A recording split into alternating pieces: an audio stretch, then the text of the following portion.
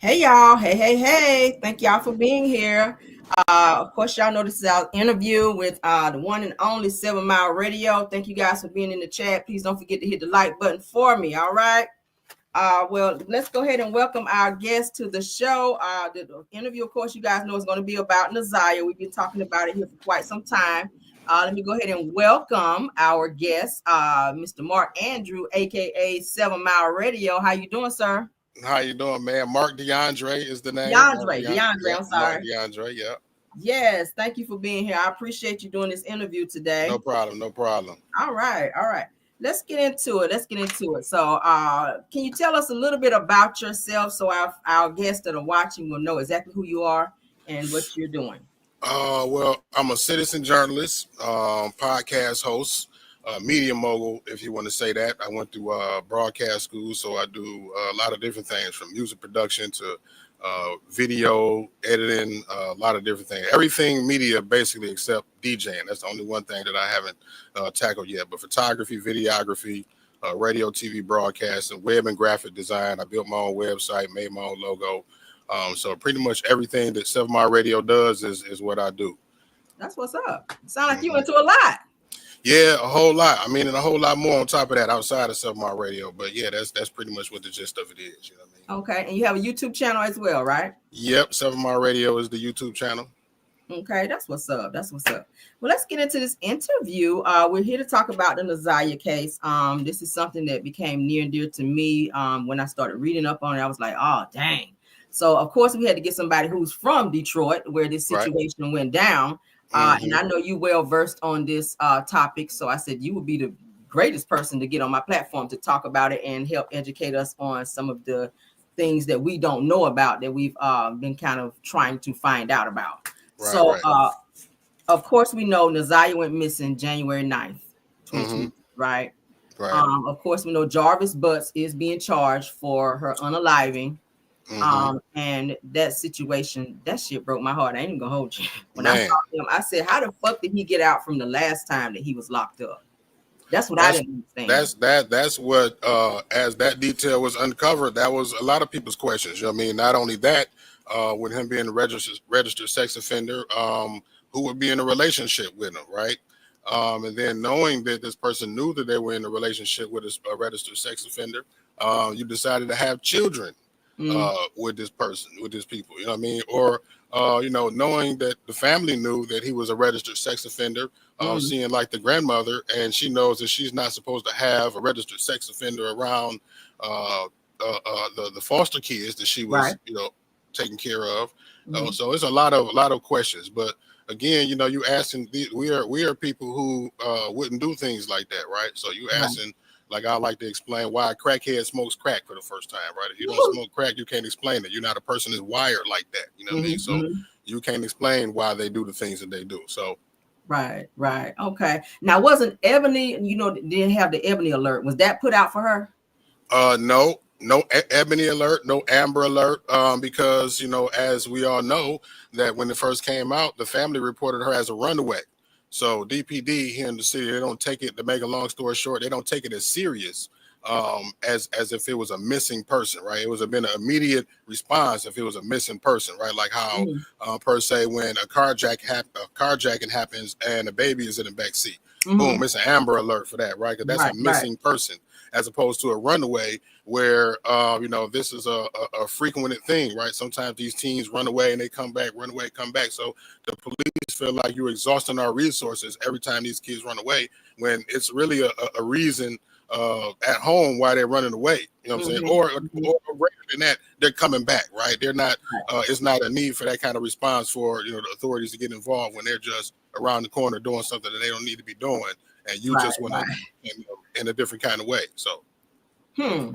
That's weird that they would list her as a runaway when the grandmother and the aunt didn't they say at the preliminary hearing that she's never ran away, that they've never had an issue with her like that. So wouldn't it have been in the I guess court's eyes that she may have been just missing versus running away? well, that wasn't what was said in the beginning, right? In the beginning, right? As was explained to me, the auntie Shannon, when it first happened, she said, "Oh, well, she probably just out. She fast. She probably just out fucking." I heard Right. about it. Mm-hmm. So that was the thing. Like they didn't take it serious because you know, they had something to do with it. I'll just say it like that. But that was part of the I cover feel up like for them. that. That was part of the cover up for them to say, oh well, yeah, she was just out you know, being fast. But why say that? But then when the police ask you has she ran away before, say no. Yeah, I'm gonna be honest with you. Of all the things and the videos that I've seen and the stuff that I dug up, I have said I feel like Annette and Shannon have something to do with this I mean, situation. that's been the part of the narrative since he came out. You know what I mean? And then, you know, to know that they are all pedophiles themselves, as far as the history that they have with their own family members. So You know now what I mean? tell me about what you know, because what I dug up was that Annette has 7 kids, right? Yes, I believe. Yep. Okay, so she has 7 kids. All 7 ran away. I don't believe all 7 of them ran away, but in some way, shape, form, or fashion, they probably left the house for some reason in some kind of way. Like it may have been some abuse and they left.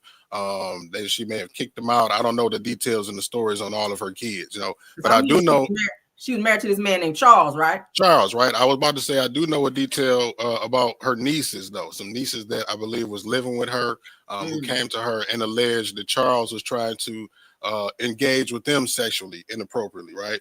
And Annette supposedly said, "Why don't you just let him do what he want to do?" And that's where they ran away from the house. What? And that's what prompted a CPS investigation in the beginning for Annette. That was in the first episode, you know what I mean, which was the title 40 Years of CPS. If you go look on my Facebook profile, yeah, that was the very first episode. And that was the story of, you know, where I opened up, you know what I mean, to let everybody know the climate of the household and what was going on in the family for years.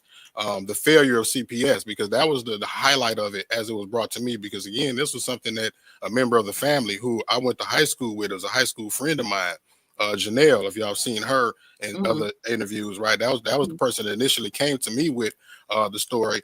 And after I touched the story and put it on social media, that's when it really blew up, because the family began to call in. Like I just said, when I told the story on 40 Years of CPS, then everybody wanted to know more. So then on part 2, after I told the story, that's what I believe prompted Shannon herself to call in and say the things that she said. And then that's when Roxy entered the chat, right? And then the rest is history.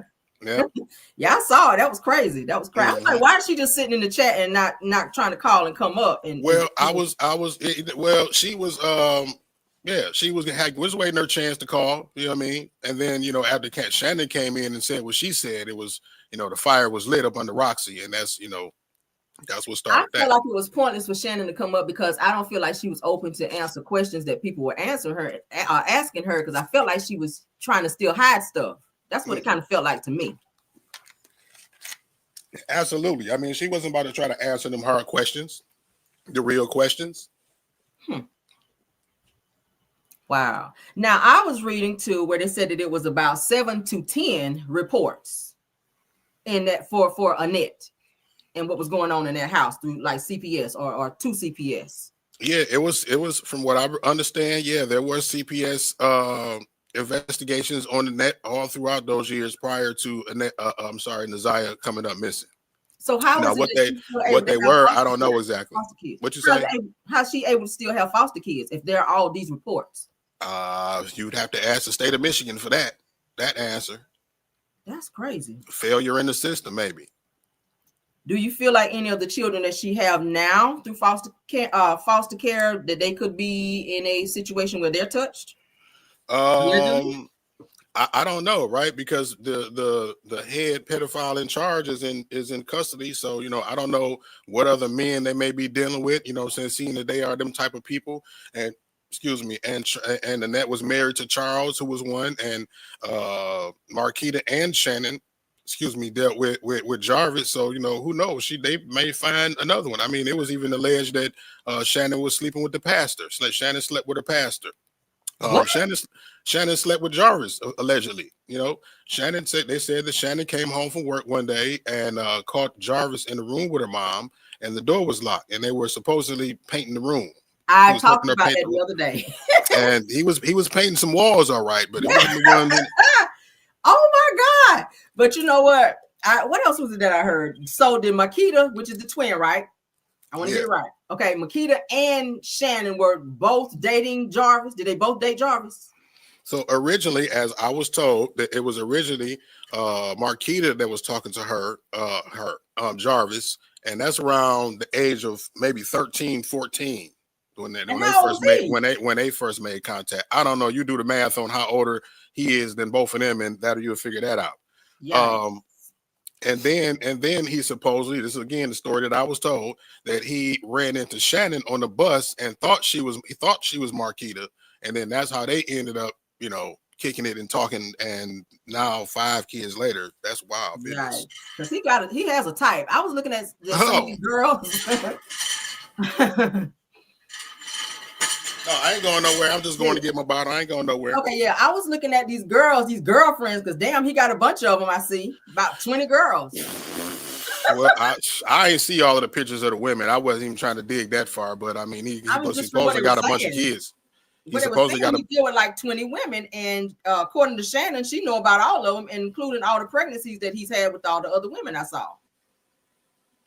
I wouldn't doubt it. I mean, look at her. What was she gonna do? Leave him? That would have been the best thing. You know what I mean? What was she gonna do?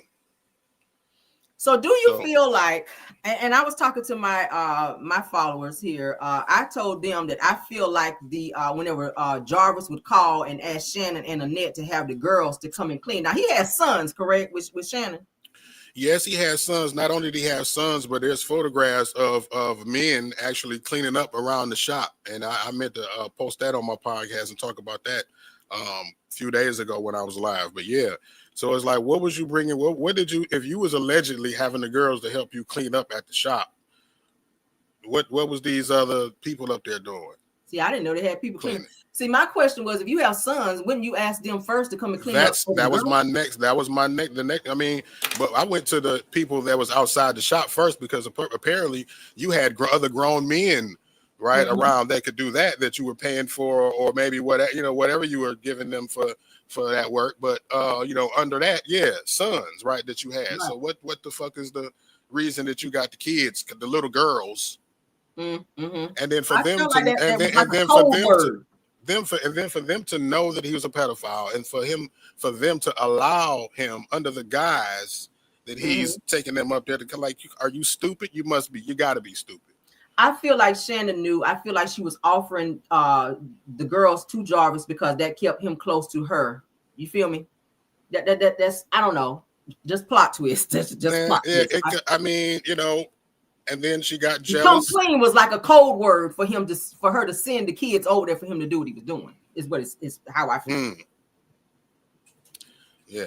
And then did you hear the part about Jarvis allegedly, trying to have a threesome with Naziah and the 8-year-old?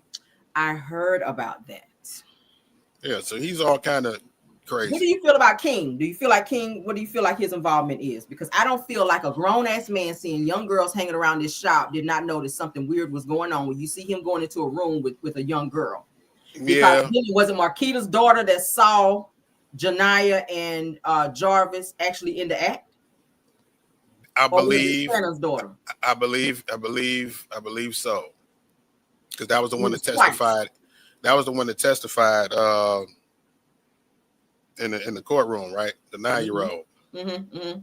Because he tried her too, and she said, "No, take me home," right? Yep. That's so fucked up. Yeah, man, and keep that girl, man, in y'all prayers right now. You know what I mean? I don't want to say too much because I ain't got to pass on that, but yeah, just keep that girl. I know she's traumatized. Right, she's got to be. She's got to be traumatized. You ain't got to tell me. I mean, I'm sure she's traumatized. Damn. Lord. So what is the history on Naziah's mom? Because I don't want to misquote it. I heard that she may have been on drugs or something, which is why she was away. Yeah. That was part of the reason why Naziah was in her mother's care, and was in her grandmother's care in the first place. Part of the reason, right? Outside of her father, and his reasoning. But yeah, she was on drugs and couldn't take care of her, right? And one would ask, right, seeing the history with her mother, where Charles, she had allowed Charles to molest her. Damn. Right? What would, bring her to the point of feeling like the Neziah was safe with her. So was there nobody else in the family that could take Neziah versus just Annette? I mean, that's that would be it. Or the first person that she felt like was safe with it. But then you got to think, you're talking about a person that's on drugs, right? And this is how far her mind was away from her to consider her mother as the best option for her child, even knowing what she'd been through, right?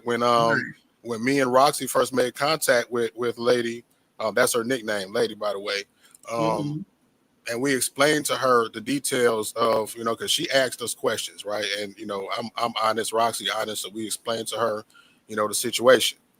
Shout out to Roxy too. Let me just say that because I've been watching her movie. That's my motherfucking baby, dog. I love Roxy. I ain't gonna hold you. I've been watching her. I've been watching from a distance, like she doing her damn thing out here. Yeah.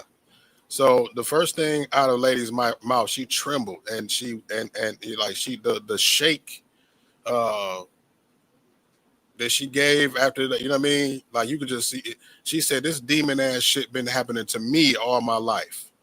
Wow. After she found out Neziah was After she found out what was going on, and I mean the pain in this woman's body, like you can see it, and it was hard for me to to stand there with her. So did she have constant contact with Neziah while she was with Annette? I'm not sure. What the how much contact she had with her, and how often, but yeah, probably not that much, I would imagine. Now, did Neziah's brother at one point live with Annette? Yes. And he also ran away? From my understanding, yes. Do you think something was going on with him as well? I don't think he was touched. Actually, I talked to him, and he made it very adamantly clear to me that he was never touched. And he explained to me one incident where he actually confronted Jarvis about Neziah, and I'll save that story for him to tell. Because he's 18 now? Mm-hmm. And he has a child of his own, right? Mm-hmm. Which he named after Neziah. I believe her name is Keziah. Okay. See, that I didn't know. That's why I'm glad you're on here. Yeah. Wow. Oh, I wanted to make some notes because I don't leave nothing out because I've been studying now. I've been studying and following this. All right. Now don't Annette have a son as well? Is he in Ohio? I'm not sure if he's in Ohio. I'm not sure where he is, but yes, I do believe she has a son. I saw that as well. And I heard some things about him too, but again, I'll leave that for his story. That's a story for him to tell. I can respect that. Wow. So, do you think that charges will be brought up on Annette and as this case progresses? Because the trial will start March 7th, right? Yep. Do you think that that there will be any charges brought up on Annette and Shannon, being that they were in the home and they allowed Jarvis to come around knowing that he was a known pedophile? Probably. You know what I'm saying? I don't know what the actual charge may be, but some sort of an accessory or accomplice or, I don't know what the word might be, but yeah, they were part of the equation, definitely. And I feel like they will be recognized accordingly for that. Oh, yeah, because I heard a few lies when they were on the stand. Oh, my God. I was sitting there like, that's a lie. That's another lie. I was like, hold up. And not one, what struck me? Not one time did I see Shannon shed not one tear, no emotion. She just sat there like, okay, I'm done with this. Are y'all done? Yeah, the grandmother on the press conference, which they took down off of the DPD page. That was fake as hell. She didn't even shed a tear then. The grandmother. She looked like she was trying to fake cry at one point. And she looked like she was trying to fake cry. That's what it's okay. You said a whole lot right there. Like, wow. But the only person that I saw, which was so weird, that became emotional was Jarvis' sister. Because I think she knew that motherfucker did what he was doing. That's how or maybe not that she knew, but maybe she felt that so sorry about it That too. Right. Or That maybe too. the fact that she knew the type of individual he was, and the fact that she's seen him with Naziah, and that she didn't insert herself accordingly, because now that she's some guilt on her, right? I'm about to say guilt, That she feels because of that. Now, I don't feel like she knew that he was doing something, but probably that she knew what type of dude her brother was, and just feel guilty about seeing her. Because she said at the preliminary hearing that she saw Naziah getting in and out of his truck. My thing is, you knew your brother was already arrested for this prior and locked up. What, 10 years? Was it 10 years he was in jail? Yeah, something like that. And I believe like the one that he got locked up for, when the family found out, he allegedly got his ass whooped within inches of his death. So yeah, he got his ass tore out the frame. He got beat up again. Is that why he was limping and carrying on coming in court? From what I understand, inside of my intel, inside of the jail, ain't nobody touched him yet. Right, that's just a lot of speculation, because he's that protected, right? And then they got him in the room. They got him in a place where other sex offenders there are. Other people that's done the same thing. Right at home, then, huh? He's at home. Yep, and they're probably playing with each other booties like they supposed to be. Child, not the booty brownies. Hot damn. What was I gonna say? Okay, I was talking about Jarvis' sister, because did she help raise him? I'm hearing at some point. So I'm hearing the grandmother first started raising him, and then she kind of stepped in and became like a parental figure, because I know he had his first child at 13, right? By a grown woman. That was alleged, yeah. Hold on one second, right? This is my son calling me. Hold on one second. You good. Go ahead. You good. Y'all enjoying this interview, y'all please don't forget to hit the like button, because we're getting a whole lot of information on this case. Okay. He mad cool, ain't he? She's about the booty holes. Lord have mercy. All right, I'm here. Okay. She's my oldest son, mom, trying to give me an update on this spelling bee. All right, spelling bee. Okay. Yeah, you got just one? No, I got two sons, 8 and a 2-year-old. He'll be 2 next month. That's what's up. Okay, I got one son. My son is 9. All right, so let's proceed. All right, so Jarvis' sister, I saw where she was saying she was getting death threats as well after she did her testimony about Jarvis. And she's something about her daughter. She was afraid for her daughter, she and her daughter, because people were giving her death threats because of her, I guess, testimony or her relation to Jarvis. I think that's kind of effed up, because she seemed to be transparent in her testimony. Yeah, when this was all going down, I don't forget what episode that I was on, but it was multiple people sending me, I believe, 2 of his sister's Facebook page, and it was like, man, put it on the screen, Mark. I'm like, no, right? Because we're not about to attack this man's family. Right, people immediately run, because they probably had no clue. You know what I'm saying? They might be good people. Right. Didn't know what he was doing. Crying. I was like, wow, she feeling this. I think more so because she knows, like I said, what he's capable of. Yeah, not so that she knew what he did, but she just is just feeling fucked up. This is my brother that did this again. You know what I'm saying? 4-year-old. We're not going to 4-year-old that had what? Chlamydia or something like that. Wait, you missed a key word. His own 4-year-old. Now, I didn't know it was his own. I thought it was one of his girlfriend's daughters. He gave his own daughter chlamydia. The fuck? See, I didn't know it was his daughter. And was it an 8-year-old too that he violated too the first time? I think around the first time he got arrested. I'm not sure exactly. I'm not sure, but you might be right on that one. I mean, it's been so many of them. Like I done lost track over the time. Do they know how many kids he's violated? Do they have probably not. I mean, seeing is he's only been in prison for one, right? And then we got him back here now for this one. Now somebody's calling. See what I'm saying?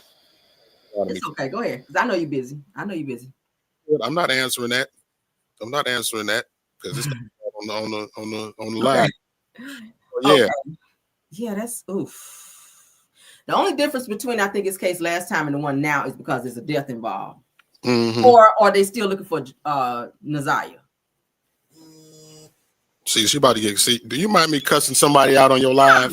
Yeah, because I cuss people out all the time. Okay, if she calls one more time, you're gonna get Mark D from East 7 Mile. Yes, come through. I cuss people out too. Because I get tired of people. I'm going to actually disable that feature on my pet, because people call me like that. Like they just have no respect. I could be asleep. They'll call me. My kid is missing. Wake up. I'm like, come on. God damn. So you get But a lot that's of my those fault calls? because I make myself too accessible to people. It's completely my fault. You get a lot of those calls Oh, for missing my kids? Lord have mercy. I mean, then since Naziah, right, since I blew this one open, like everybody feel like I'm Batman now and I can just solve every missing case. And then granted, right, I have actually rescued 3 other missing kids last year, right, or brought Wow. them back home. I mean, like I said, I do a lot. I got I have my brain, I'm having a brain fart. An exhibit in the Detroit Historical Museum from 2023 up until last year. It was like a year and a half. They had it in there. Had my own exhibit, 7 Mile Radio, about my journalism and my work. So yeah, I unsolved a lot of different stuff in the city, man. So That's this phone is still acting That's stupid. what's up. That's what's up. All right. Damn, Jarvis, this shit is so. Now, what I was going to ask you about King, aka Cordell. Of course, you know, I saw when he's locked up again too. Was that like for a probation violation, or was that a connection to Naziah's case? Yeah, that was something separate. That was something separate. I believe he was just being questioned. Is there a reason why he said he didn't see Jarvis in the courtroom when he worked with him? That was weird. Huh. Maybe because he just playing, you know, because he had a mask on and he's going to say, oh, well, I didn't recognize him because of the mask, right? I don't know. He's same reason why Annette said that she didn't see him, right? Just but she looked right at him when she put her glasses on. Did you notice that? I was like, you put your glasses on and you were looking dead at him in the same direction he was sitting. There's a Jarvis Butts. I don't know if it's one of his old pages that somebody signed into or somebody created a new page, but somebody got a video of him in court with the mask on with the caption, free him or something. He's so cute, I need him, some shit. You know what I mean? Somebody's still out there praising him. Yeah. So it has to be Shannon because she was the only one celebrating him on his birthday this past November. And she still put money on his books too, I heard. Still put money on his books. And this nigga maybe it's hush money though, because it's keeping him quiet because of what she did. Who knows? I was going to ask you that because it's rumored that she may have been the person to unalive her, maybe out of jealousy, and he helped get rid of it. Possibly, yeah. I mean, because you know how they said that he was what he Googled, what was it, red antifreeze or something like that. And, you know, that was supposed to be something that you can swallow as a birth control of some sort, I guess. And I don't know. Now, what's up with this hotel, which is alleged that he was taking Naziah to? Oh, boy. Because I'm hearing there were all these cameras out there, but nobody saw her come out. They saw her going in the hotel, but not come out. So yeah, and I actually see. Do I believe what? Do you think that's where she was unalived? It's a possibility. It's a strong possibility. It's a strong possibility because that's where the last place that she was seen alive. We don't know what he did, and I can't remember exactly the sequence of if they went to Ypsilanti first or then they went out to Clinton Township or however it went. But that was the last time she was seen alive. They seen him pulling up in the car with her, but didn't see her coming out. What's so weird to me is the Rouge River when they're saying they found like clothes and like looks like a sign of a struggle. What do you think may have happened there? That's what I was reading up on as well. They were saying when they went to around the Rouge River areas where they found the shoe, her clothes, I think the hoodie or something like that, which appeared to have been kind of tainted or whatever, or mildly destroyed because the grandmother said it was damn near new. It was, you know. It wasn't the Rouge River. It wasn't the Rouge River that they found it by. And me and Roxy was the ones that actually found the shoes. Oh. Yeah. Okay. They had, so they was doing a search. I guess they got a tip of something being over in the area off of 7 Mile and Berg. That's on the west side, by Greater Grace Temple, I believe it is. And, you know, there's a little pond, a little stream behind it. So I guess they were searching by the water. But across 7 Mile, there's a golf course. You know what I mean? There's an abandoned golf clubhouse, right? So I was live. Actually, that was one of the last days, I believe, that I seen the father, Naziah's dad. He called me that morning. He said, man, they think they got a tip. They found a tip down here behind this church in the stream. And, you know, the news told me to come out there, man. And this is, you know, the dad really wanted me around for every kind of media engagement that he had at the time. So he said, man, I want you to come down there with me when they do the interview. So I jumped up out the bed and I flew down 8 Mile. He called me and he said, well, are they there? And they about to start the interview. So I still pulled up. So when I pulled up, all of the, everybody was there, all of the media, the fire, and everybody. So everybody know me. So I walked right up through the premises and everything, and I'm live on Facebook. So everything was being said like I'm a month. So they had like 9 different agencies, I believe, like 9 different. It wasn't just DPD. They had MSP. They had Wayne County Sheriff, like all kind of different agencies. 9 different agencies searching at the same time. And I'm live, and because of the conversation that was being had of the people around me, the police told me to shut my live down and go live somewhere else because it was too much conversation, like getting out to the public. They know I got a lot of people watching. So at the same time, people was in the comments telling me that Roxy was looking for me because she was somewhere else doing the search. So everybody was like, man, go find Roxy. Roxy wants you. Roxy wants you. So I shut my live down, and I did exactly what they said. I shut my live down, and I went live somewhere else. When I met up with Roxy and I went live, and we looking through the wooded area near this abandoned golf club house, and we see the 2 damn shoes. And I went live on the shoes, and then everybody went crazy on my live, like, oh my God, Mark, them look like her shoes. And I'm playing, I'm like, y'all, this is probably crackhead Amy's shoes and shit. These could be nobody's shoes. Like it's months later. Right. These are the red, black, and white Nikes. Yep. Yeah, the red, black, and white shoes. Yep, the Dunks. So I'm like, yeah, man, these ain't like, come on, y'all. So I just as a precaution, I called the police. No, actually, I didn't call the police. They called me back. That's how it happened. They called me while I was live and said, hey, where are you with those shoes? And I said, well, I'm right across the street from where I just was, where y'all told me to get the fuck on from. And I came over here and found the shoes. So they, all right, we'll be here in a minute. Me and Roxy sat there for at least an hour and a half, 2 hours waiting on them to come. And they never came, right? So now because I went live on those shoes and all of the commotion about the shoes, now we got all of these other secondhand people running around trying to copy me. So this other guy went over there and went live on the shoes because they still hadn't went there and got them yet. Wow. He went over there. He was clout chasing, trying to get you. Now he's got people on Instagram because I don't use Instagram. So if I'd have been live on Instagram, everybody on Instagram would have known. But now he did that and got everybody thinking that he found the damn shoes and all of this other type of shit. So, wow, that's effed up. Wow. Well, damn, I'm lost for words. Like that's a lot. I'm lost for words. Damn, I'm very seldom am I lost for words. Everybody's watching me. Y'all know I'm very seldomly lost for words. That's a lot. So I know Naziah's dad, they're saying months ago he passed away, right? He passed in July, like maybe 2 days before my birthday, ironically. Yep. Okay, you July too. Okay, I'm a July Leo. Okay, you a Leo? Yep. When your birthday? 31st. 27th. Okay. See, I knew the connection. Yep. All right, cool. That's what's up. 2 Leos.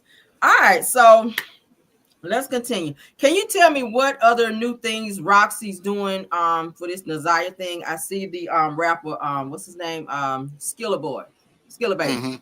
He's doing some stuff. I think for the I guess whenever we get to the conclusion of maybe finding a body, right, to where we can have a funeral, he stepped in to say he'd pay for the funeral, and I believe he did that. I ain't gonna say I believe he did it for any reason, but hopefully one of the reasons he did it is just because he wanted, he got the heart to do it. But it was so much bullshit going back and forth between the family members, right? About raising money in regards to a memorial or a funeral and all of that. So, hopefully, maybe he caught wind of that and wanted to silence all of that shit because it was really because that's the same thing that I said on my live a couple of days ago. All of the people that played a part, all of the pieces that played a part in getting us to the point that we are now, where this man is in jail. Like all of these pieces are now where they were. I'll say, I ain't gonna say it like it's still currently because I did a lot. I feel like I did a lot to diffuse that, but we're at odds at one point. You know what I'm saying? Because of some bullshit that they have nothing to do with the end goal of what we were coming together for. Right. So what, if anything, did Naziah's immediate family, like Annette, Shannon, the sister, any of them, have they done anything maybe in her honor to Absolutely like not. mobilize her. In fact, I mean, they probably would be the ones that are instrumental in being the ones that were taking the flyers down when we were out passing them out. Right when we put the memorial up, we had the balloon release and left things in the spot, which were right in the close proximity of the house where they live. They probably were the ones that took the shit down. So What? yes, because somebody did it. Somebody was taking the shit down. But as far as them contributing to anything, absolutely not. Nothing on this side of it. Like I bought. Sure, don't Shannon get money from the state with all them kids? I'm sure she does. Right? I'm sure she does. But how would she have contacted anybody on this side of anything to say, hey, we want to contribute? People would have been up her ass. Were they at the balloon release? No, they were. Well, see, here's the thing. Someone told me that they seen their van at the balloon release. But no, as far as them being out and showing face, absolutely not. Absolutely not. And that's your missing granddaughter and missing niece. Wow. Now I saw the pictures where Nazia's mother and brother was there. I did see that. Yeah. I didn't see pictures of Annette and them. That's why I asked, were they there? No, they wasn't there at all. They wasn't there. If they was, they snuck and rolled through and didn't get out and show face at all. But yeah, I heard someone say that they seen the van there, but and the van that they see, the van that they said was them. I did see the van, but I don't know if that was them. Maybe they rolled by to see. That is so fucked up.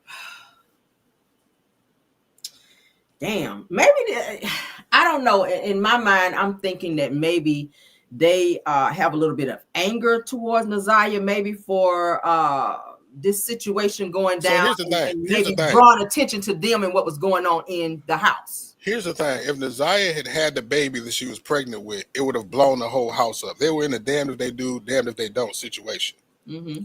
Because who is Nazia pregnant by at 14 years, 13 years old? Let's start right there. And as soon as they find out it's Jarvis, he would have been cooked either way, right? And then that would have cooked Annette. It would have been a domino effect. It would have cooked Annette. It would have cooked Shannon, right? So they had reason to cover all of this up or do it. Damn. I thought about that shit too. Damn. Ugh. Now let's talk about these chains on the refrigerator because I saw this. That shit. I don't understand that. I've talked about it on my channel. I ain't never grew up in no environment. I ain't never seen. Wow. And I had a real grandma. You hear me? Me too. I'm talking about a real grandma, and I ain't never seen not one chain on nothing, not a cabinet, not a refrigerator, not a door. Same here. Right. Now, I'm talking about house. I'm talking about house full of kids. Yeah. With a deep freeze and 2 refrigerators, and ain't nan like you eat what the hell you want to eat in this house. Same here. Okay. You don't lock up all of the good food and then leave the spam and the bologna and the bullshit in there for the kids to eat. And you got you got the meatloaf, you got all of the good shit. Everything you cook and shit. All them refrigerators is my question. The one like 4 or 5 refrigerators. From what I understand, from what Sierra told me, which was the niece, I know about Sierra. She was touched who was molested by Shannon. There was 2 refrigerators and 1 deep freezer. I'm not understanding the change because what if the kids thirsty? You want to get some drink? So everything they want to eat. So I'll put it to you simple like this: Annette's food was in the chained up refrigerator, the good food, the expensive food that she actually cared about. The bullshit was in the refrigerator that was open that kids can, like spam and crackers and peanut butter and jelly and stuff like that was in that refrigerator. But all of the actual food per se, like you put it in the microwave and right. That's the crazy shit though, because you get food stamps for those children, which is for the children to eat, right? So why are you buying food for you to put into your refrigerator and giving them the bullshit? That's what I'm not getting. Because she's neglectful. The same woman that would cuss you the hell out, right? For putting on the wrong coat and a carpet being folded on the floor. And I saw that video. Send you out the door. I saw that video and right, and didn't tell the children, come on, let's pray. The cursed prayer. That was the title of that episode. I talked about that. But I saw her at the press conference. Oh, in the name of Jesus, I want my daughter back. See, this is the reason why you don't want everybody praying for you. Yeah. Right. When people be on Facebook, send me some prayers and all of that. You don't want everybody, because everybody ain't praying to the same entity. Wow. And Shannon just sitting back watching all this shit unfold and just happen. She's screaming at the kids like, I know they traumatized. Them kids gotta be traumatized. Shit, it's a picture of Annette shopping. Yeah, I saw it. I saw that picture with the kids. She had some of the kids with her. Looked like she was in Walmart. Yep. No, she was actually at Aldi's. Is that Aldi's? It looked like Walmart. Yep. Okay. Damn. And you getting food stamps for the kids and they can't even eat. Yep. All them salty ass noodles and buying shit to go put in the safe. That's what she went to go grocery shopping, to put shit in the safe, not in the refrigerator. So has any of this stuff been reported? As far as what? As far as chains and stuff on the damn refrigerators. So apparently that's not illegal, from what I understand. Really? Why? Because the other one don't have a chain and they have access. They have access to food. Yeah. See, but this is somebody who knows the system and knows how to weave around it, right? Because they've had 100,000 CPS investigations, so they know the ropes. She must know somebody that works inside CPS as well. Well, no, she just had that much experience with CPS. Because she's been watching kids for years. Yeah. Now, tell me the story about a little girl who came, I want to say a niece that came over to the house, and Jarvis tried her. And she went back and reported it, and they said something about nothing was done, or they made her change her story or something to that effect. Yeah, I believe it was a birthday party. I'm trying to remember all of the details all the way down, but it was a birthday party where Jarvis offered Nasiah and this girl $20 for oil, right? And the girl went back and told her people, and it was something to lay on the lines of they gave the girl some money to not say something, or so, I can't remember. So, but yeah, it was some kind of a way it was disintegrated in some type of way. 8, 9 years old, right? Yeah, about that old. That's so fucked up. I don't know. These people are crazy, man. Like I said, one of my titles was Jarvis and the Family Sex Harvest. I said that he had found a family that he can basically create his own sex slaves with. You know what I'm saying? It was like child sex harvesting, or I said it was like the family business. Procreating victims. That's what I was talking about the other day. Yeah. That's what I was talking about the other day. Damn.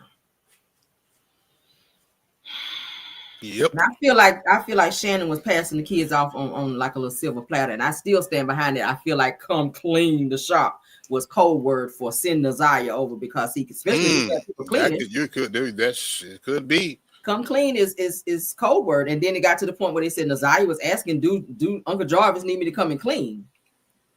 Like, and then they were saying she didn't have a phone, but then there's pictures of her with a phone. It's weird. Yeah, and that was another thing that they said in the beginning, that she didn't have a phone. She didn't have a phone, but then her phone kept turning on and turning off, turning on, turning off, and it pinged back to the house. This was something at the beginning that's coming back to me now. It pinged back to the house, and when the police went over there and searched, they found the phone, and Shannon was like, "Oh, well, yeah, this is the phone that I took." And then they took the damn phone from her. Yeah. So why you got Nasiah's phone, turn it on, turn it off, you know? And she one of the phones that she used. I know Shannon was saying she had her password because she said something about she put the password in, and that's when she saw these messages when Nasiah was messaging Jarvis. Do you remember that? That is her theory for how she found out, allegedly. I don't believe that either. That's her, right? Admitting that she knew, but she's lying about how she found out. Just like she lied about how old she was when she started messing with Jarvis. Because I'm hearing she said she was telling everybody I was 19 and he told me to, but I'm hearing she was 16. And she didn't want to say she was 16 because she knew she would have been a minor. And the thing about it is, what's the chances of her not knowing that her sister was dealing with this motherfucker first? Right. That's Right. Or, and do you think she cared? Probably not. Is she slow? I'm not trying to be mean. Is she slow? Is she? Is something wrong with her? Like mental? Is she kind of slow? Yeah, they look like Bebop and Rocksteady, so I would imagine so. I can't. Not Bebop and Rocksteady. It's like two fucking Boston baked beans. Yeah, I don't know what the fuck they got. When I first saw them, what brought to my mind was the Clumps. I said, this shit looked like another episode of the Clumps. Yeah, that's what we call them in the city. That's Bebop, Rocksteady, and Master Splinter. That's Master Splinter. Yeah, that's Annette. She was looking like a dusty ass rat in a broke. Yeah, she looked stressed the hell out. Woo, but she should though. When we talking about stressed out, I'm sorry, I'm crying over here. That shit funny. All right, so let's go back. They laughing in the chat. Shit, they laughing in the chat, bro. Okay, so let's go back. Let's go back to when Naziah went missing. Do you feel that it's strange as hell that when Annette said she came whatever you about to ask, yes, but continue. You know where I'm going with this. When Annette came back home to say that she just picked up the kids from school, and she said Shannon came to the door and asked, "Did Naziah come home yet?" She said no. And Shannon said, "Do you want me to call the police?" And she told Shannon, "No, we'll do it in the morning." What the fuck was that about? Yeah, we'll do it in the morning. We'll sleep on it. Who waits till in the morning? First of all, how can you sleep? How can you sleep when your 13-year-old grandbaby, mind you, she went missing in January, so I know it's cold in Detroit, right? Y'all get snow? Yes. I'm thinking about all these scenarios. This happened in January. It's cold as fuck outside. So you going to bed. You ain't going to look for her. I would have been driving till my fucking gas ran out. If it was my child. I can't sleep. I don't want to sleep. So I don't know that they participated in not one search. Right. I believe I may have not. I'm not going to say this, but I was the spearhead of the public searches. Right. The searches amongst the public. Mm-hmm. Right. DPD probably was doing their thing and whatnot. I don't know if any of the family members that even informed me was doing too much of a search. Right. Because at the time, the people that told me didn't even want to be seen. They didn't even want to be the face of the situation. Right. Because don't sit. It did. Right. So the reason why I feel like it now understanding the dynamic of the whole situation, I believe that it was part of not wanting to be attacked by the family. You know what I mean? But why would you give a fuck at that point? Why would you give a fuck? It don't matter. Yeah. I'm going to tell you my theory. I'm going to tell you my theory of why they waited. I feel like they knew that Jarvis did something to Naziah after they found out she was pregnant. And I feel like the reason they waited, what was it, 24 hours to say something, was because they were giving him time to get rid of her. Had they reported it then, it would have went back to Jarvis, which then it would have went back to them. Just plot twist. So I feel like they waited until the next day, which gave Jarvis, which he probably contacted him, say it's done. Maybe like a code or something that they may have had between the two of them. I'm just saying, worst case scenario. So I'm gonna throw something else out there. Another angle that came out that a lot of people are not talking about right now, right? Mm-hmm. Naziah had a fight to where actually Shannon actually took her to the school to fight this girl, right? And Naziah was supposed to end up going to court. I believe like the week after she came up missing, right? So this my same theory, girl that they said that Miss Annette wouldn't let Naziah be in after school no more because of that. Possibly. Okay. I don't know if I heard about that, but so she was supposed to go to court maybe a week after, something like that. Mm-hmm. And one thing that one of the commenters brought up was like, yeah, so or one of the callers I remember brought up, had she went to court and she was pregnant, the judge probably would have seen that and asked her, "Are you pregnant?" Because she was showing. She was showing, right? So that they probably trying to get rid of her before that court date, because that would have came out if it came out that she was pregnant, publicly on record. Who are you pregnant by? That would have put pressure on the family too. But I was seeing text messages, and they talked about this in court, with conversations between Naziah and Jarvis when she was asking him to go get a plan B, when she told him that she was pregnant initially in the text messages. They was talking about plan B. It's like they had done it before. Like, this is something like, you go get it this time. I was about to say that. Like, this is the second time or another time that she may have been pregnant by him.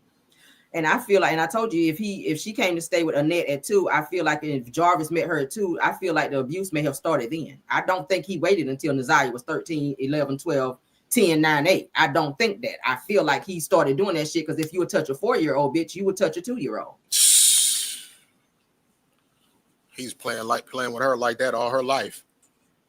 I feel like it probably started with the touching part, but as she got older, I feel like he became, I feel like it went further to where he maybe penetrated her by then. Let me put my trigger warning because we're getting into some shit. Man, I want to make sure I don't want nobody to trigger child. Put out this trigger warning. Oh Lord. But I feel like what I was just saying now, I feel like that I feel like Shannon and Annette is in on it. I feel like they know more than they're telling. I feel like they lied on the stand. And I watched the judge when they were testifying. The judge even looked at them like, bitch, you fucking lying. So I believe that she is basically giving them enough rope to hang themselves. To make a long story short. So that's what's happening with that. That's why I said, they'll be recognized accordingly for their participation in the whole equation, I'm sure. Yeah, I feel like they waited because even when Annette was testifying, she said that they waited. She said, so when did y'all report Naziah missing? She said the next day.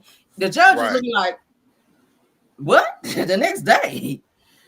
I stand on the fact that I feel that they waited because they were waiting on Jarvis to maybe send them some type of cold text or something. Of course, you can't text and say, okay, she's unalive now. Yeah, confirmation. A message. Right. Confirmation to say that what we put together, the plan we put together is done.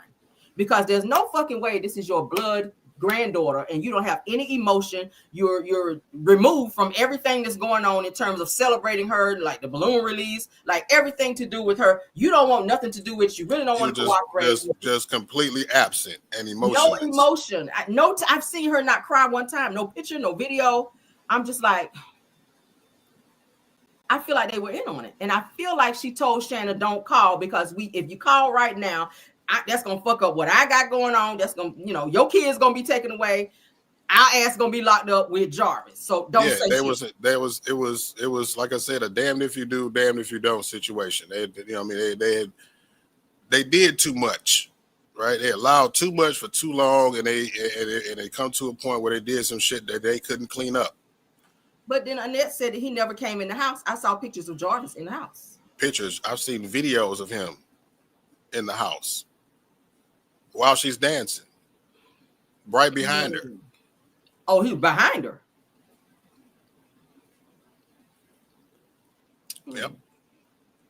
Now, have you seen this other video I just saw come out? Because there's Justice for Naziah. I follow them now on Facebook. It's on there. The video is on there. Who is this other man that is behind Naziah when she's dancing? Shit. Then he pulled her back on his lap. Who is that? That is Annette's brother, Eric. He was giving pedo vibes. It was giving pedo vibes. I'm sorry. I said, shouldn't no young girl be because she was dancing then. And he reached up and he pulled her back on his lap, and then kissed her on the face. I could tell it was somebody she knew because she didn't look uncomfortable, but it was uncomfortable for me watching this shit while she was, on this shit here. And then he reached up and grabbed her and pulled her back. I was like, well, he actually is a level 3 sex offender. My spidey senses is on. I felt that. I told you he is giving pedo vibes when I saw the shit. I was like, thing about it is, and that's something that's been flying around on social media for the last couple of days. You know what I'm saying? I was contacted by someone, might as well say Sierra, real adamantly and emotional today, and asking me to tell people to, not take it down because he wasn't, he didn't touch nobody. He's not a pedophile, and he wasn't like that. He was actually one of the adults that was telling the kids to get out of the adults' faces and stuff like that. Now, I don't know what his offense was against, like somebody in the family or outside of the family, or if he was a stand-up citizen within the kids within the family, and just maybe had that one incident. I ain't gonna say maybe like it's a nothing, but she claims that she claimed right at level 3. She claims that he wasn't like that. You know what I mean? So that's the thing. The whole family is looking like it's a whole family photos, right? The whole damn family damn near. Seem like it. I mean, I guess besides the ones that were abused. Yikes. But then, it's with it being such a trickle down effect, such a generational thing, we don't know how much they're affected. I just say it like that, to the point where hopefully they don't become the same monster that victimized them.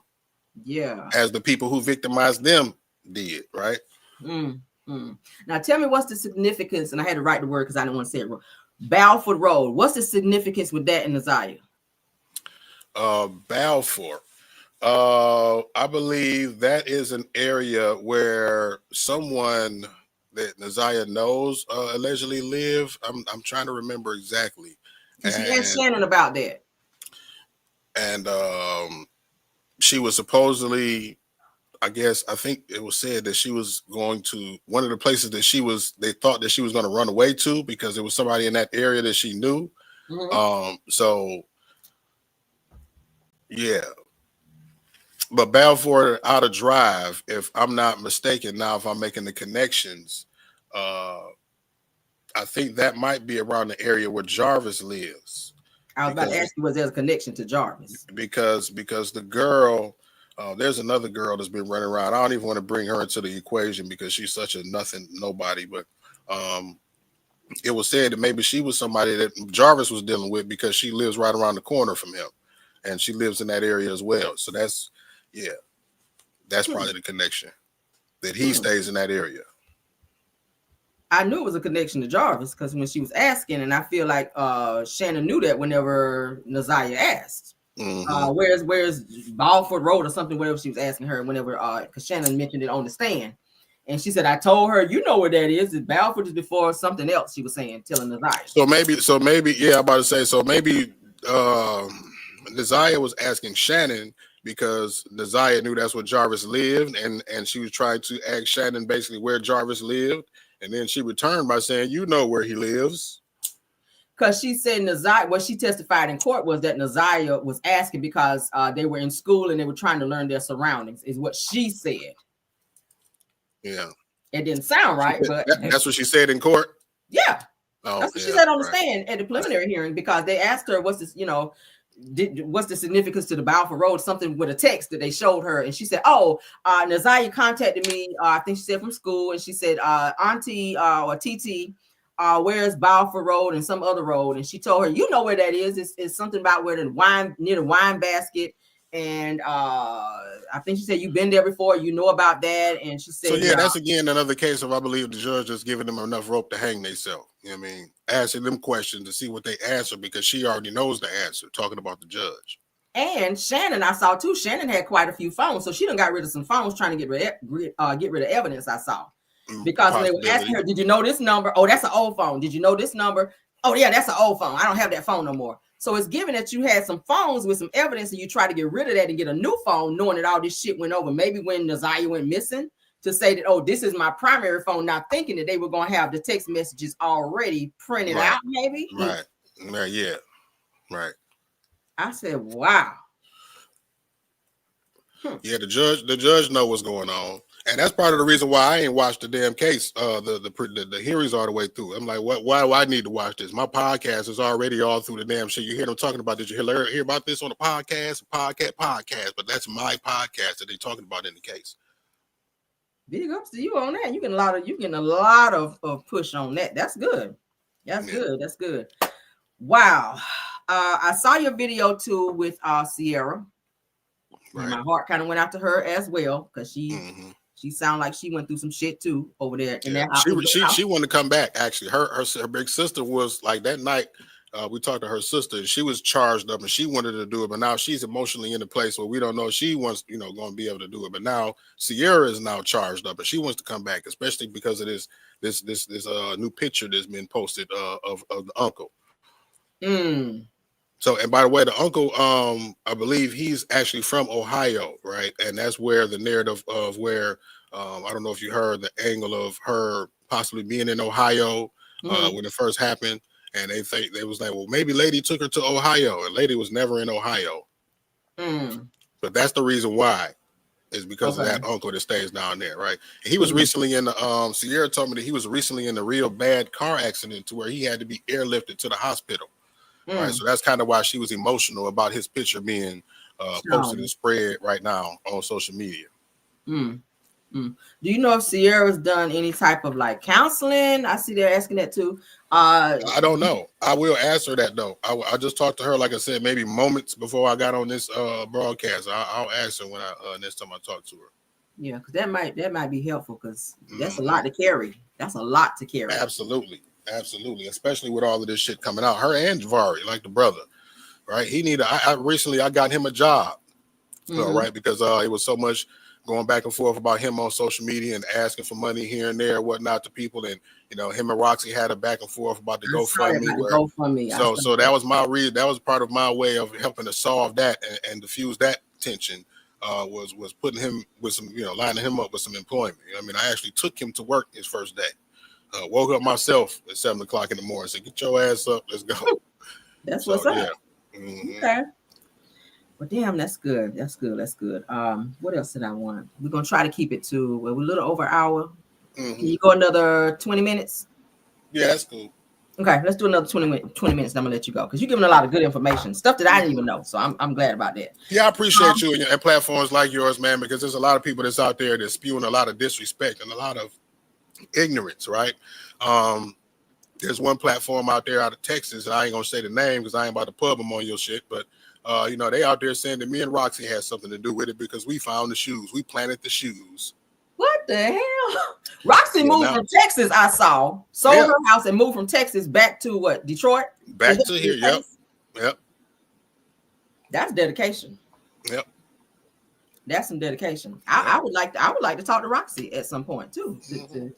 To get some. Yeah, I'll line her up with you because like we got an allegiance and shit. We just it's certain people we ain't gonna talk to about shit. You know what I mean? Because we know that people out here clout chasing. We know it's other people that's out here that's really just wanting to understand. You know what I mean? And wanting to help raise awareness about desire. You know what I mean? In the right way. I was the same way with Shanquilla. When that shit happened with Shanquilla, that's all I wanted to talk about. I was like, okay, I got my audience, and I know they're getting tired of hearing about this shit, so I'm gonna talk about other topics. But I'm gonna spin the block, and we're gonna still stay on this damn Shanquilla. Man, listen, I'm a year in, man. I couldn't even have a birthday last July. I mean, I'm posting my birthday shit, and people, what's the update on Desire? I'm like, God damn, like I can't do nothing right now. Desire that took over my page, and still.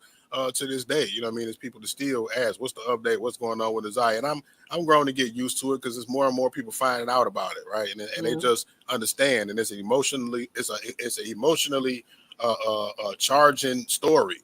You know what I mean? And when people find their way back to me because I'm the nucleus of where a lot of the information came from, I can't be mad at it. You know what I mean? But it's frustrating that's a great thing because the way this situation went with Shanquilla, not to bring her into this because she doesn't have anything to do with this case, but right. The difference between Shanquilla's case is it's kind of died down. You really haven't heard no more about it. But this Nazaya case is like Nazaya, and that's good because the more people are talking about it, the more she can stay in people's mouth. The more information can keep going out. The more people become educated about this case and what's going on with her. And I'm on. And I really feel like it's the details. Like, look, somebody else. Told you my phone do not stop ringing, and this is Facebook.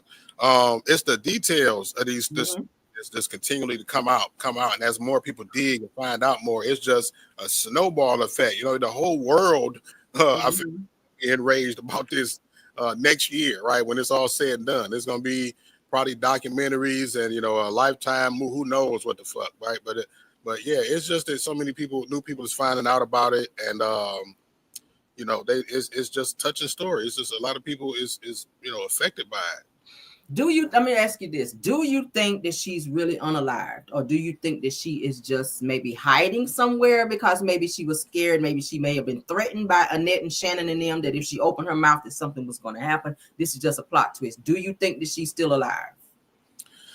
I hope she's still alive.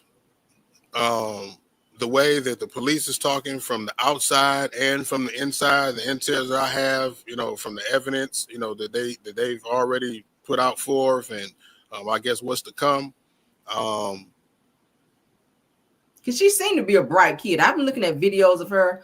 I'm like, she was 13, but she still appeared to have the essence of a child, right? But still had this little edge about her. Yeah, this sinister thing going on within her life that it's just crazy, man. And it make you think, man. How many other kids is going through something similar?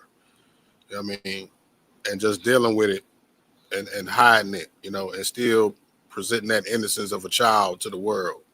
I just feel like she wanted to be loved, and I feel like she got into a situation. That's all it was. That's all it was. Pedo fool that he was, the way he was showing her, she felt like that was love because of the way it made her feel, but she didn't realize as a kid she was being taken advantage of, and then the people around her kind of promoted that behavior.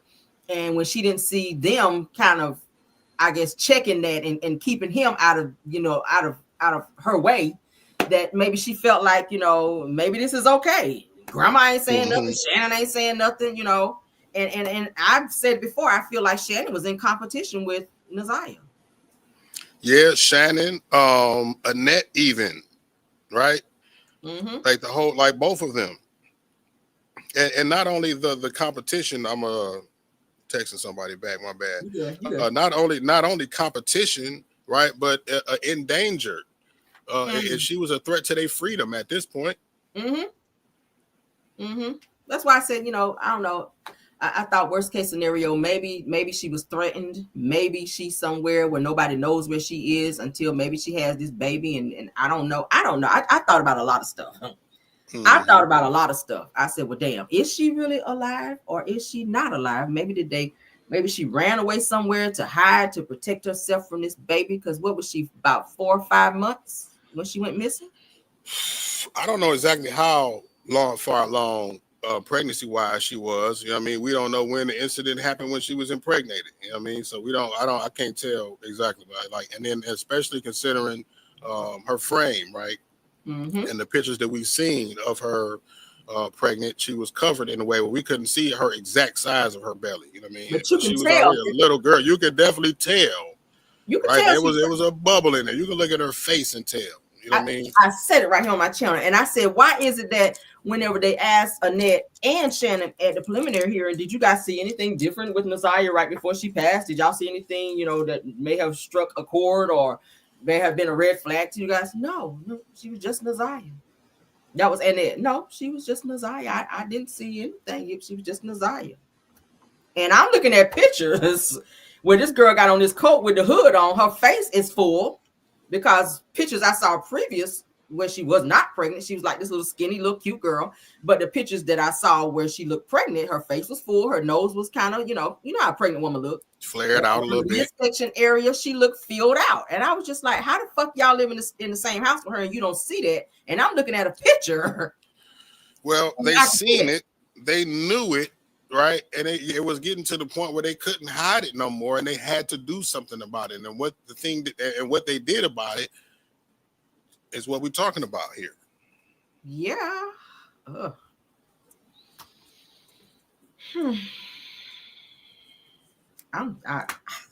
This is crazy. This is crazy. All right. So I'm going to do one more question. Then I'm going to let you go.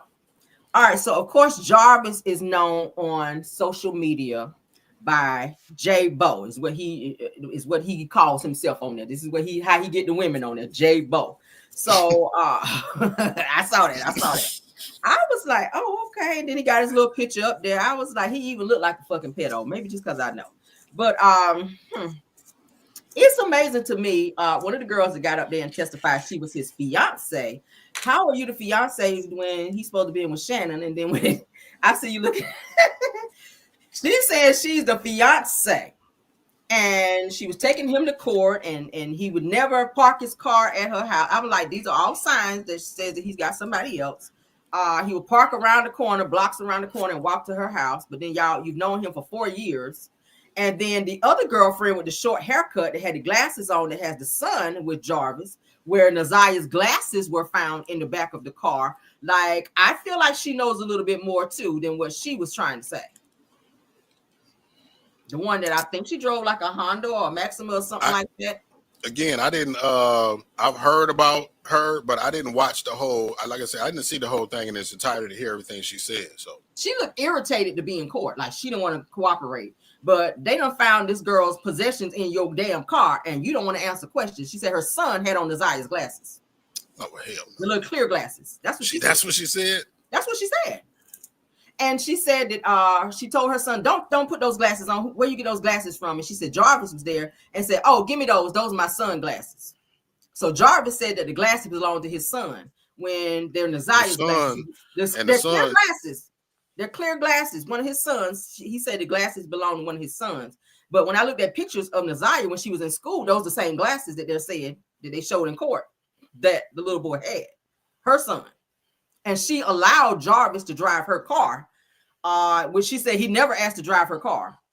And he had her car for 2 days. So I feel like she assisted him in maybe getting rid of Naziah because he couldn't drive that white Escalade, which everybody knew him to be driving, which probably was a baby mama car, right?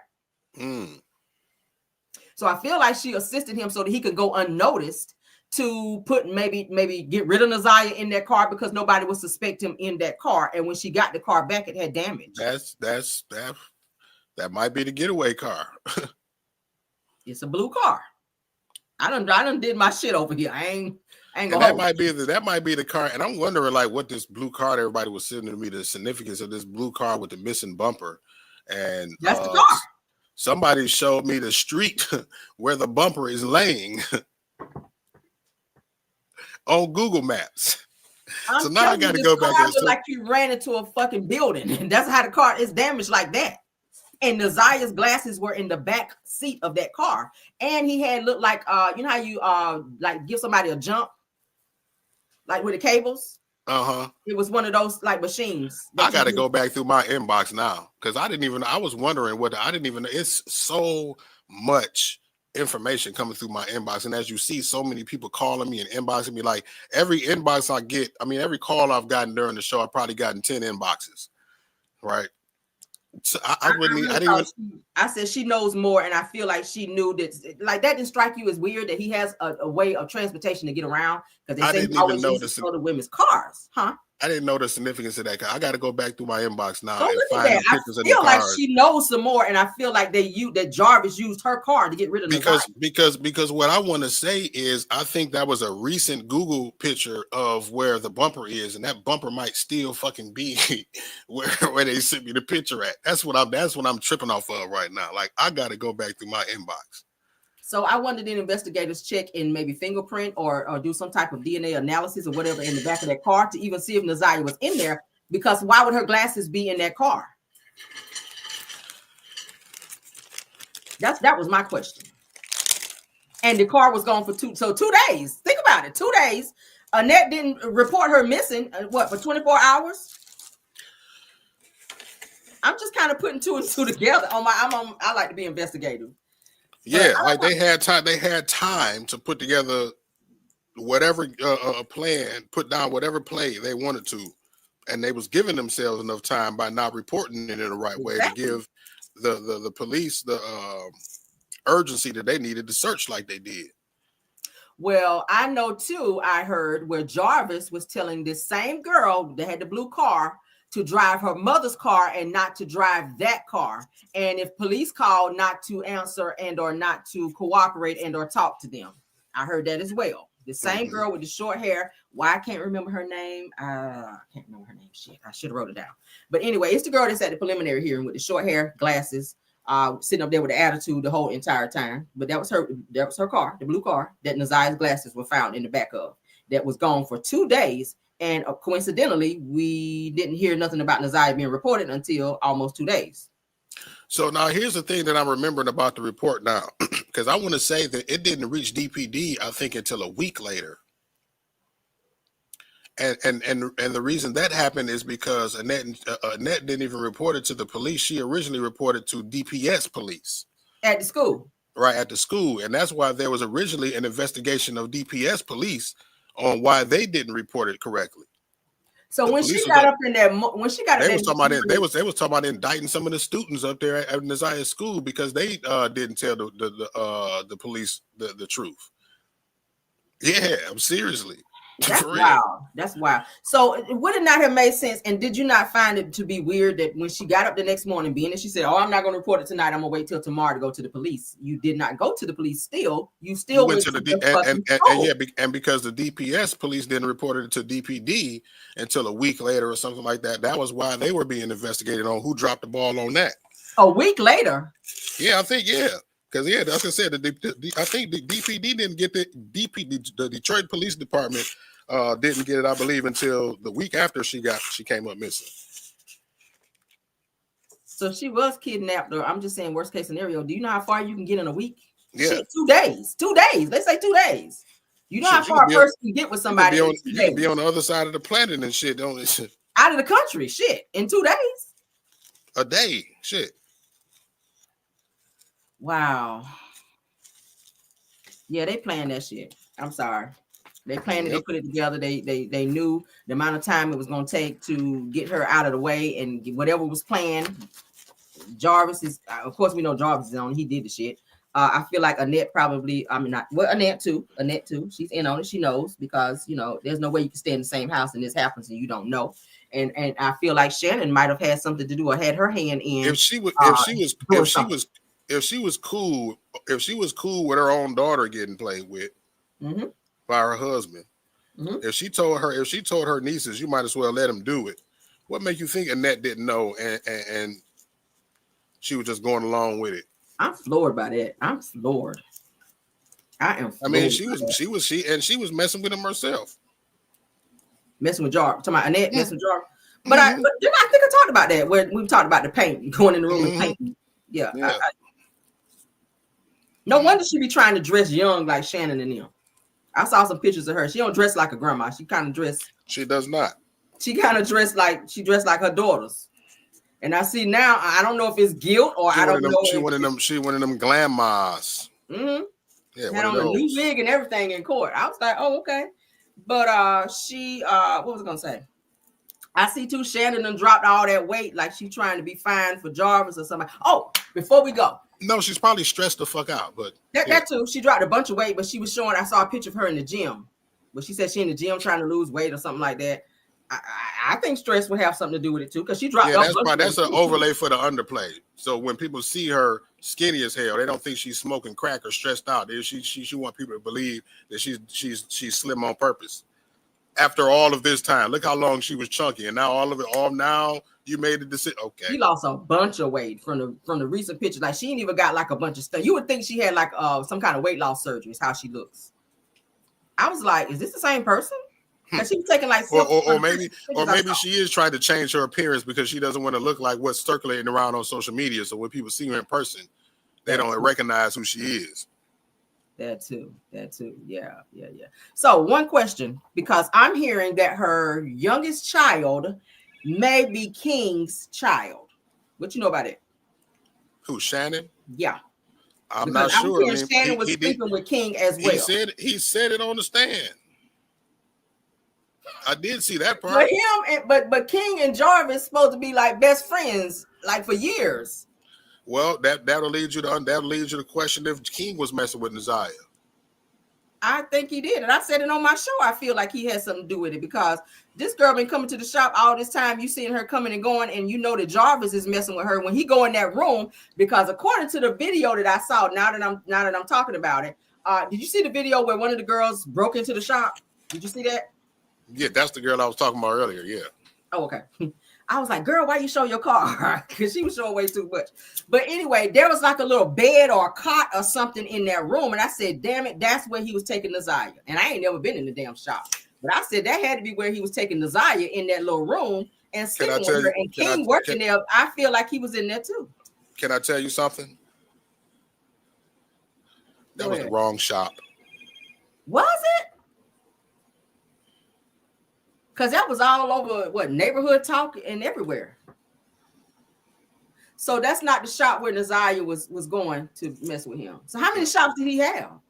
It was 2 different shops that he was working at. He didn't have anything. He was a worker at the shops. Okay, well, but that wasn't one of them. That shop was just one that was close to the dam. That's the one right across the street from the hotel. See, they made it sound like he was the owner and that King was his like business partner or some shit like that. That's how it was presented to me. But okay, that makes sense. There was a guy named Frank. It was Frank, somebody named Frank that owned the shops. Because I got some pictures where Naziah and I want to say it's Shanna's daughter is standing outside and they look like they dancing, and Jarvis is like changing or fixing a tire or something like that, which proves that they were there with him. I think I remember seeing that video. I'll send it to you when we get off here. I'll send it when we get off here. Yeah. And I saw another picture of her inside the shop. I got a picture of her standing inside the shop. So it's proof that she was there. It's definitely proof that she was there. And of course, the judge got all of that too. So I'm sure they do. I know they got a lot of evidence, and I know they're watching our videos too. I know they're watching our videos and getting info. Absolutely. Wow. Well, I'm gonna go ahead and end this because I know you very busy. Your phone blowing up. I appreciate you coming on my platform and blessing us with all this knowledge that you know about this case. Yeah, man, and the plot continues to unfold apparently. Yeah, well, hopefully this won't be the last time that you come by. I'm gonna stay on this topic with Naziah, and I definitely would appreciate if you put a bug in Roxy's ear, because I definitely want to have a conversation with her about this too, because I know she's doing some stuff to kind of bring awareness to Naziah as well. So let me know about that. Right, I appreciate it. Thank you so much. No problem. Thank you. So I was gonna do questions, but we're gonna let you go. I appreciate you, and you've answered pretty much. I'll come back. You answered all my questions. Let me sift through some of this madness in my inbox, but yeah, we'll do it again. Sound good. I appreciate it. Thanks so much, Leo. All right. Leo's all right. Leo gang. That's right. That's right. Have a good day. All right. You too. All right. Yeah. Bye. Woo! Did y'all like that? That was a lot of information. Did y'all enjoy this interview? Let me take my trigger warning banner down, baby. I told y'all he was on that shit. He's right there in the thick of everything that's going on, and he pretty much is making sure that this case is pushed and all the evidence is given to the prosecutors. And y'all heard him say that he's helped find some children that were missing as well. So he is definitely doing a great job. He's a parent as well, so that's what makes it more real for him and makes him a little more passionate about this situation. So I'm going to continue to talk about this. We're going to do more interviews as well. How'd I do, y'all? Y'all do okay? Y'all